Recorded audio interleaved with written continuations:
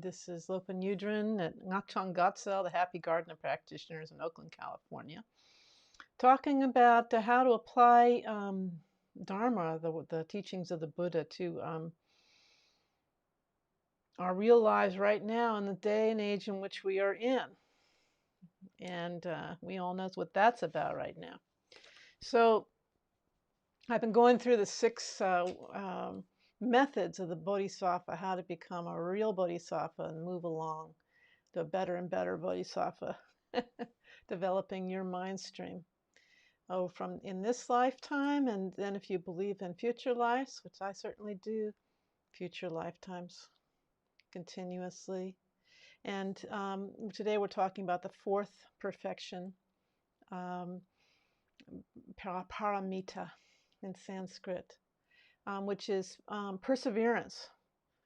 So it's not a lengthy topic in the traditional text. So I just I'm going to give a little framework for what they mean by perseverance, because sometimes the words in translations may or may not reflect what actually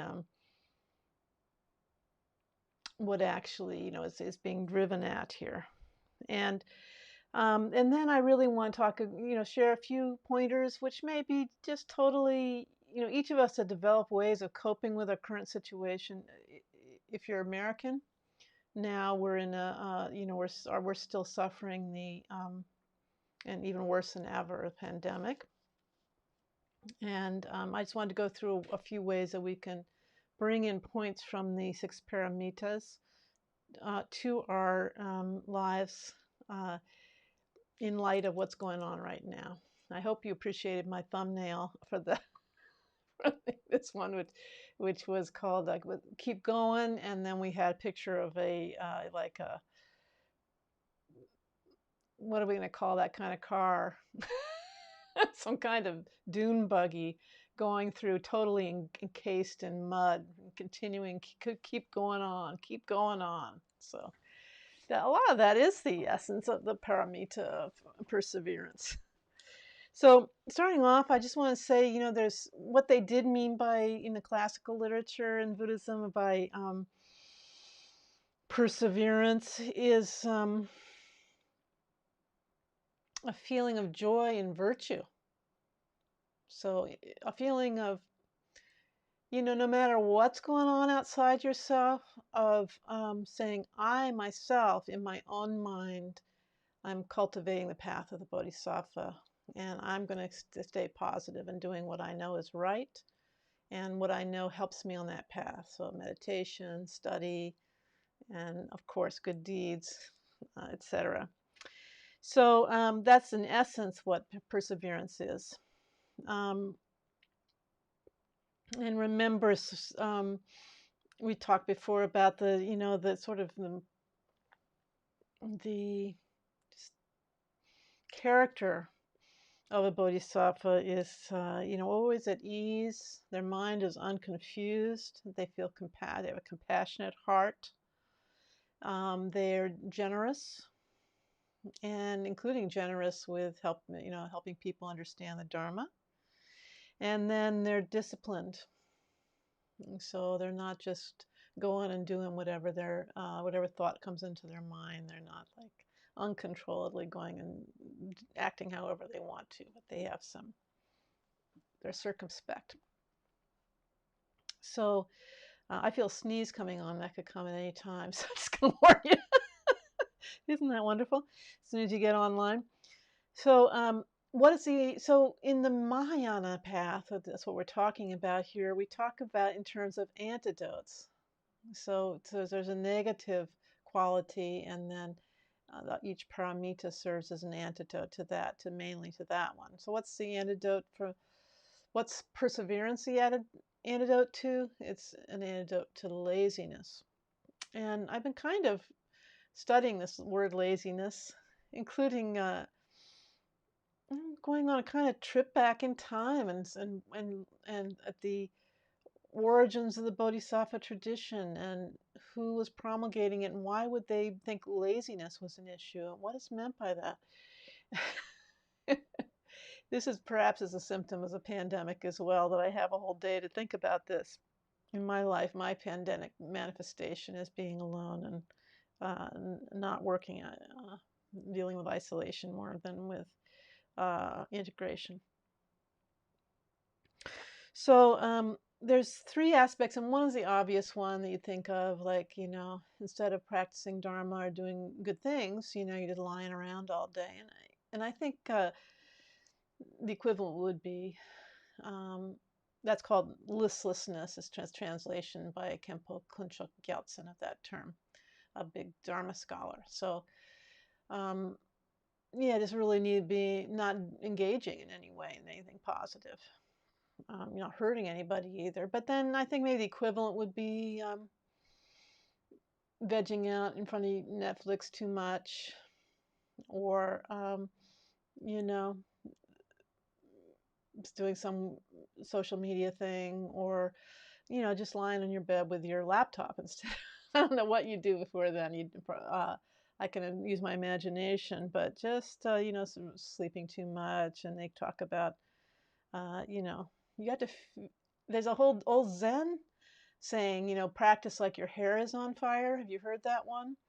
But I think I found the sutra that came from, where they use that. It wasn't like, why would you be practicing if your hair is on fire, right? What the metaphor means is that if your hair is on fire, you wouldn't be thinking, oh, I'll get around to putting out the fire someday. So you have to really get a sense of what samsara is in here, in there, in here, what suffering, of yourself and others, what the roots of that are, and understand the way that cyclic existence, or samsara, works, and why you want to have a sense of renunciation about it. So that's an underpinning to all this. So then it feels like your hair is on fire if you're not doing anything to move yourself forward. So then the other thing is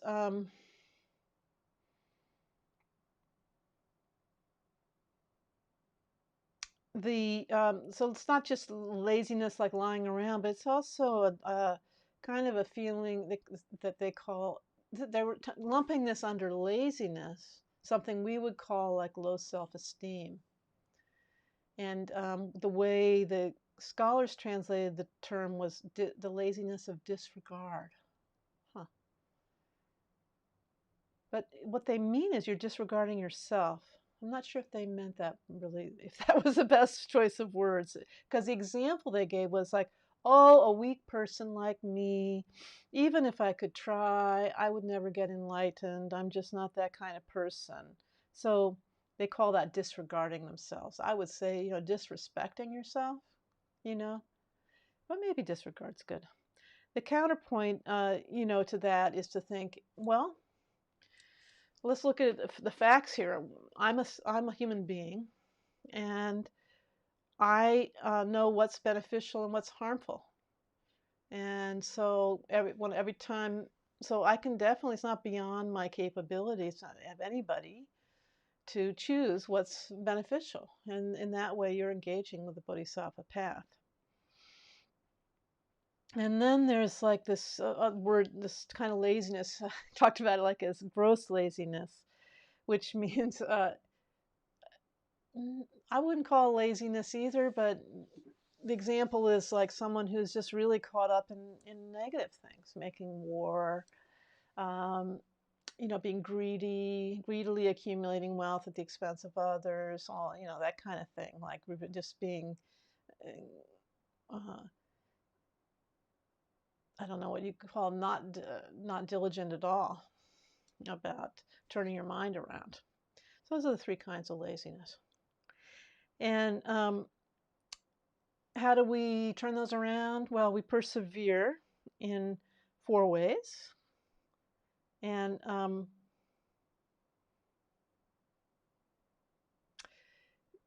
there's something called donning the armor of the Bodhisattva. So what's the armor of the Bodhisattva?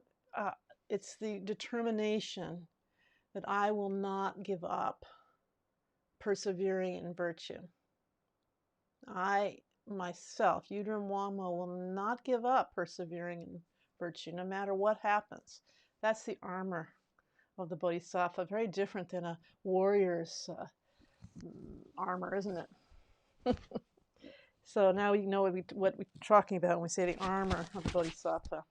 Sometimes there's this warrior metaphor for the Bodhisattva, which is turning the concept of warriorship on its head by saying, having this very determined, dignified, energetic, what am I going to say? What's the word? Going forth, venturing into the world that way with a bodhisattva intention, like a warrior heading into war. Which is funny because the bodhisattva would never kill, not harming any sentient being.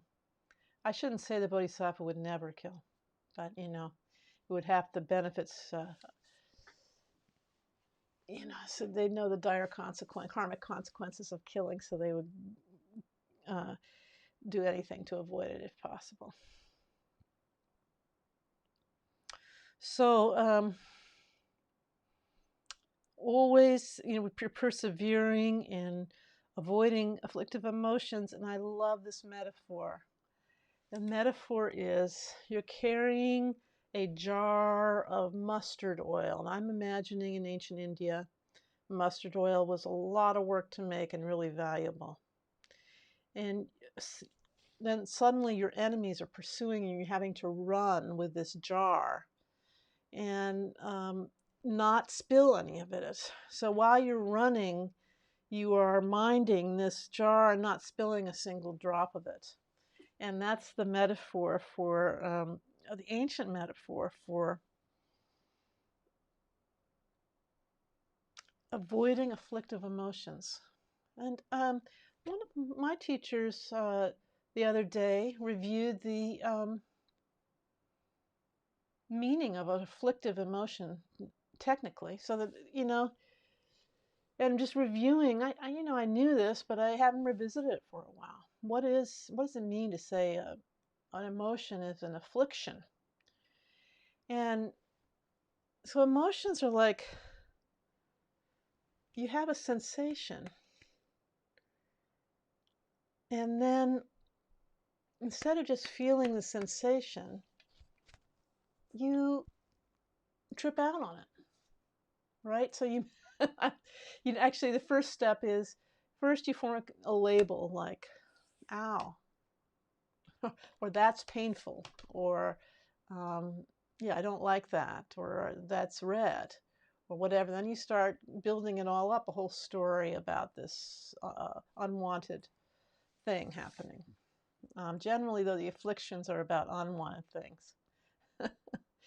And then you're really angry, really jealous, you're envious, you're et cetera, based on this built-up story. And so the metaphor of running with this thing is that while you're engaged in life, you are always watching your mind. Am I building up this whole storyline? Of course we are. We're human beings, until we're Buddhas, we're going to do that. But we can drop it. We can consciously, in the Mahayana level, you're consciously being aware of what's going on in your mind, and much less, what you're saying to others, you have to be mindful of, and what you're doing with your body, you don't want things to get out that far. So we may think we're exalted people, but when you're working in a stressful job, I myself was the director of a nursing home in an urban setting here in California. My gosh, that was stressful. He's had nightmares about it for years afterwards. So it was all I could do. You try to think of yourself as some high-level, magnificent practitioner of Mahamudra Dzogchen, Vajrayana. And then you deal with being a real nurse, or a real social worker, a real working at McDonald's. You're now working, under the stresses of the pandemic, like my friend who works at Trader Joe's and has to tell people to pull the mask up over their nose all day long. So then your highfalutin ideas about yourself come way down. Like, I don't want to, at least I don't want to think really bad things about people. And then if I drop a little, at least I don't want to say anything bad, have anything jump out of my mouth that's like really negative. And then you bring it down another level. At least I don't want to sock anybody today. Please don't let me hit anybody today. So we drop way down and just we do whatever we can do under the circumstances of real life with real people with real jobs.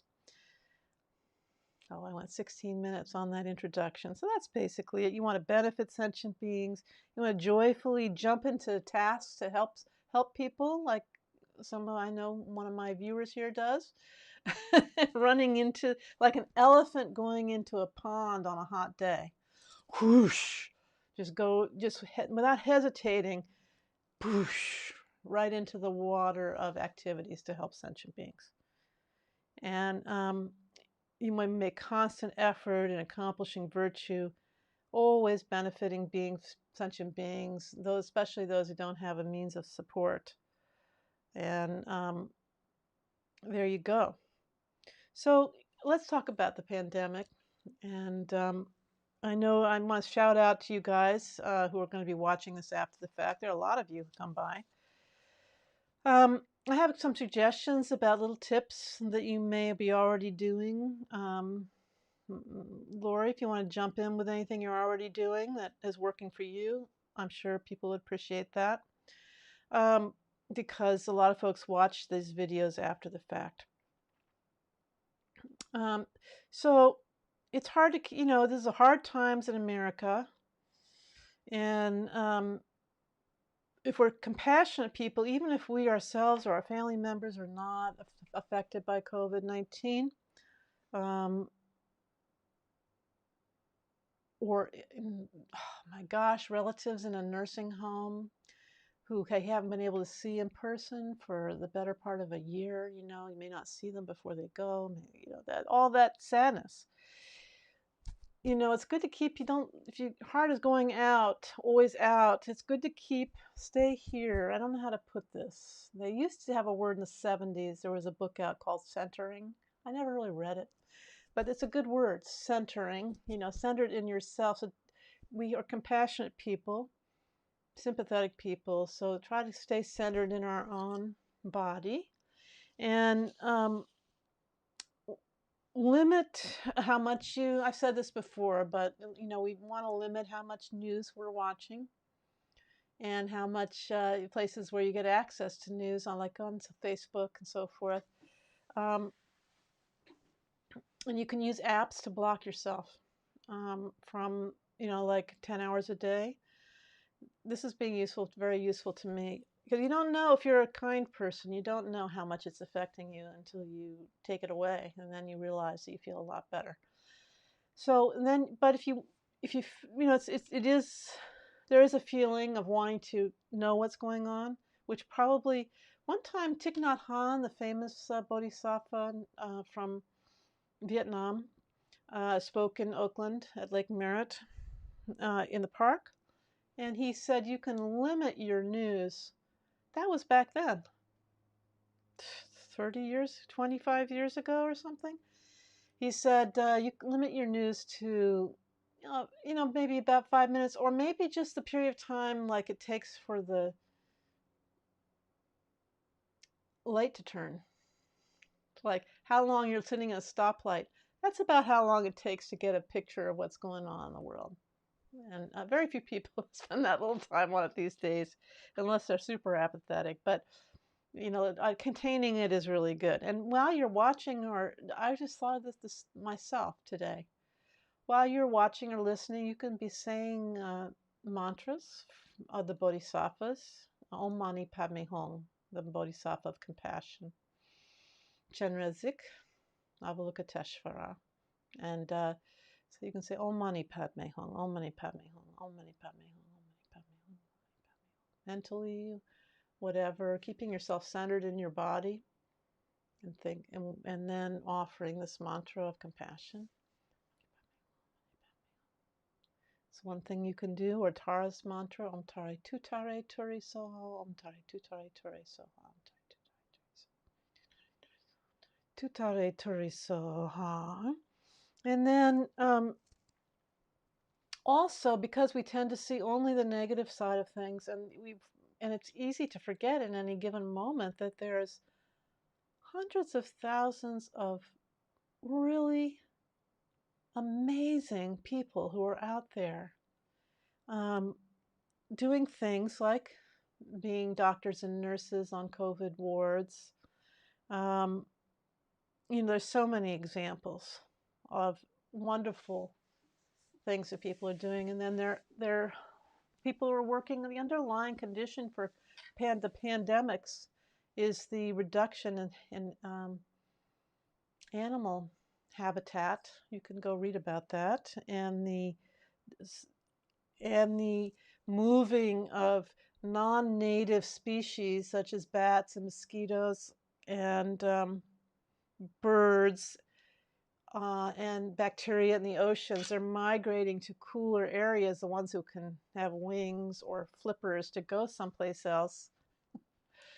And of course, many species are going extinct at the same time, and with them are coming pandemic diseases and so forth. So non-obvious bodhisattvas who are striving to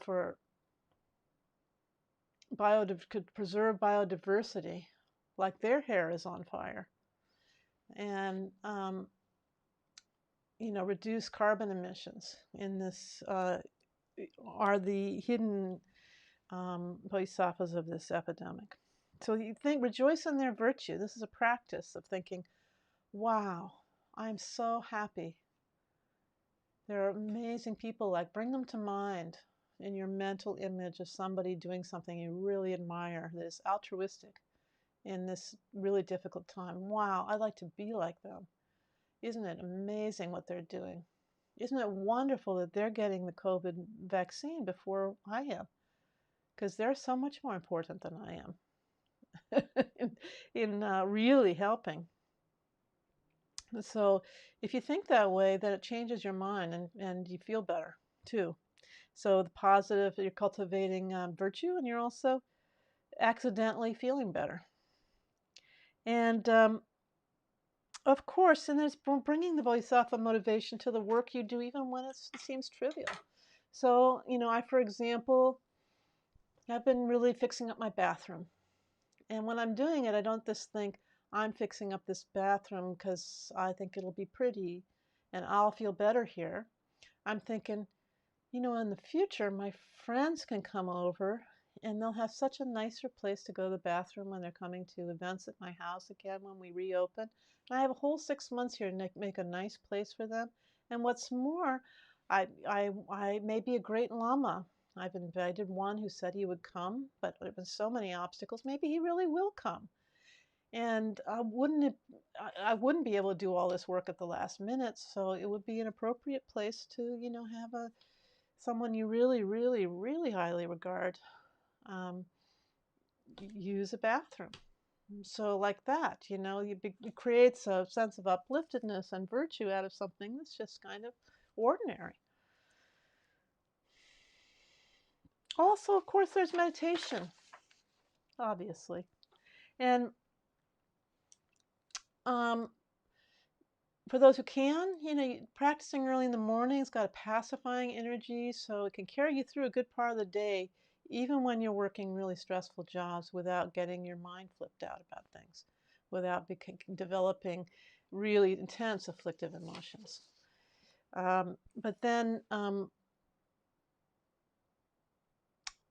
It may be that these days, if you have a, for example, you've lost someone in this pandemic, or someone has passed for other reasons, or so many bad things have happened, and you're actively grieving, you may not be able to do formal practice at this time. But I'm going to give you some, there's a few things you can do without doing any formal practice, really.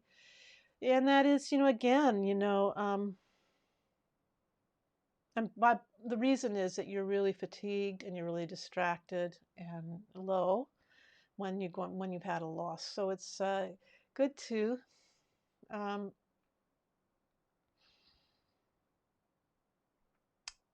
just say some manis again. And also, I find the best thing, when you are, and I've said this before, but I'll say it again. When you are grieving or you're really in some other distress, like anxiety attacks and so forth. And believe me, I've had everything in my life. So lucky, not anymore.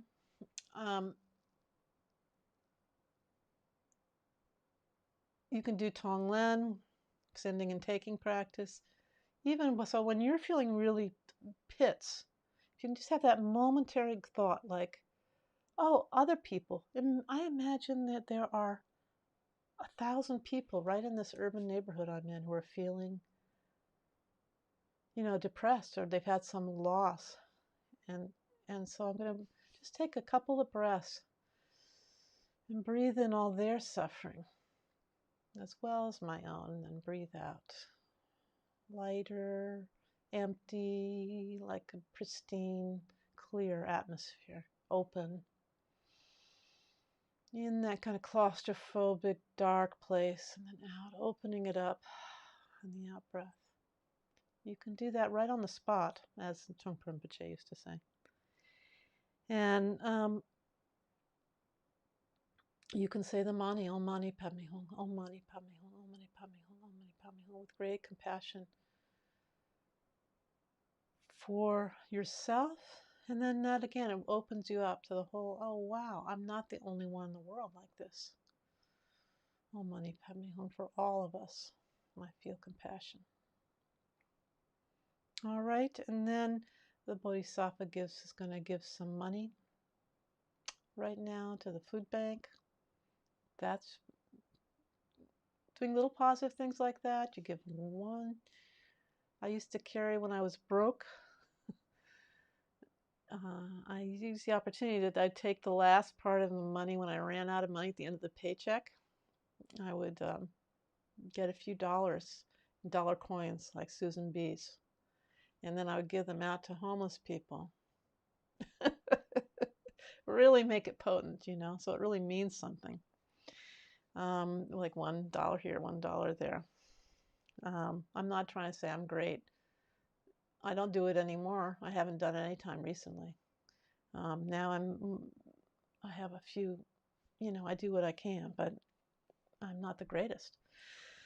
But anyway, it's good to remember this is the path of the Bodhisattva and how we apply the generosity in these days, hard days. And then there's just offering. As you walk around, if you see something, like I was sitting here preparing for this today, and I looked over to the left, and the light, the sunset from the ocean in this direction, which is west, was reflecting off the lights, the windows of a house on the hillside to the east, and it's making this beautiful sparkling amber colored light. And there's a practice in that, and stopping and saying, wow, that's really something. Let me offer it. Mentally offer it to all the Buddhas and Bodhisattvas. In every direction, every time. And strangely, by giving it away, it becomes even more wonderful. So those are just a few little things. Of course, we're trying to, we're applying the Bodhisattva path by not killing, not stealing, not engaging in improper sexual activity, speaking the truth, but not engaging in divisive speech, speaking gentle words, not gossiping, not coveting the wealth of others, and giving up ill will towards others and holding correct views. So Lori has a suggestion here. Yeah, podcasts are really good. When Things Fall Apart is a classic text from Pema Chudron that everybody's having a hard time and everybody else should read. It's been a long time since I read that one. And podcasts, yeah, she's just a great speaker and really brings home the Bodhisattva path as to us under the circumstances we're really under. We're very lucky she's living so far, living a really long life. Okay.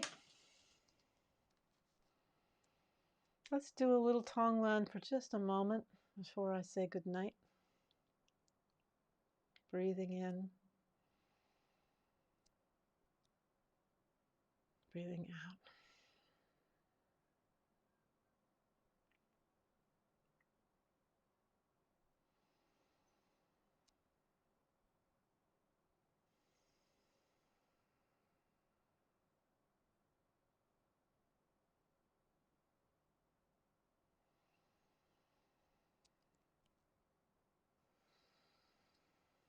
We're all together.